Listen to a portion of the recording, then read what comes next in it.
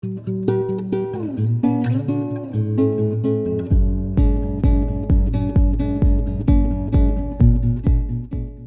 everyone, this is Peter Wolff and thank you for watching the Wolffology Coffee. Today we're taking a bit of a different segue and we're going to start talking a little bit about tea, and it's sort of got me thinking through my journey in the tea and coffee industry. And when I first started back in 1984, my sort of training was not only sort of down the coffee pathway, but it was also about buying tea and blending tea and offering it back to our customers. So I thought this would be a nice kind of little compliment to talk about tea, because it's again a very complex product, not unlike coffee, but there's also lots of similarities to it as well.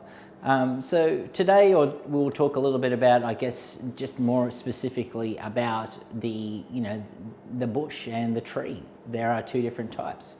So the first being, we have two sort of main subspecies. The first is Camellia sinensis, and this is the original tea bush that originates from China. And we say that it is a bush because it's a lot smaller, and the reason being that it has several sort of stems that sort of clump out from the middle. It's a real lover of cold climate. It's a real cold climate sort of bush. And also it has a very small leaf to it. It's about a 5 centimetre leaf to it, and it has a really interesting sort of productive life. It's about 100 years. All tea is basically an evergreen, and comes from the Camellia family as well, the genus of Camellia, which is really interesting. So your lovely little Camellia flower tree or bush that you have at home, that sits within that sort of family. Whereas the Camellia sinensis assamica, now this is the tea that is grown in was discovered in sort of southeast India, and a very different kind of proposition, a tea that particularly likes a lot sort of warmer, humid kind of environments. But this is technically a tree, and so it has one main trunk that comes up from the middle, and if left unattended can kind of grow between 12 to 18 sort of meters. It does have a limited, a lot lesser sort of productive span of up to 40 years in terms of this, and particularly produces a more bolder, sort of richer sort of flavour. With the Camellia sinensis, and so the Chinese bush, it is widely grown through obviously China, Tibet, Japan and Taiwan, but we also know that it can grow in definitely the higher altitudes of, say, Darjeeling, for example. So it likes that kind of real cool, temperate sort of climate, whereas the Assamica likes that warm, sort of humid kind of climate.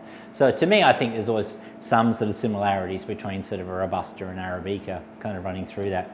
Within the Assamica family, there are 5 kind of subspecies or varietals that come off that. We have obviously Burma, Manpuri, we have the Lushai, which is the real tender leaf varietal, the Assam that we mentioned, and we also have one that comes from Cambodia, and this is the Cassia calyx. It's not a commercially used varietal, but is widely used in the formation of using as the base for creating sort of hybrids. So the Cambodian one is not so much grown commercially in today's market. It's a really interesting, I guess, plant as well, because like coffee, altitude sort of has those kind of effects to it, and we typically find that the range of where you can grow tea is sort of between 300 metres above sea level all the way up to 2100 metres above sea level. But the real kind of sweet spot is between that sort of 1200 to 1800 metres, and that's where kind of we start to see the mist and we sort of get the cloud formation starting to happen, and this really protects the young buds and leaf from the direct sunlight, but also helps sort of the slowing down of their growth, which obviously adds to a more of a refined, delicate flavour. With tea as well, it is graded by altitude as well, and so higher growing tea would be anything that's grown at 1200 metres or greater above sea level. We have medium altitude tea, and this is between 600 and 1200 metres, and then we have low growing tea, which is anything less than sort of 600. It's an interesting one as well in terms of plant management because it has a very shallow root structure, and the roots only will go down to about 1 metre.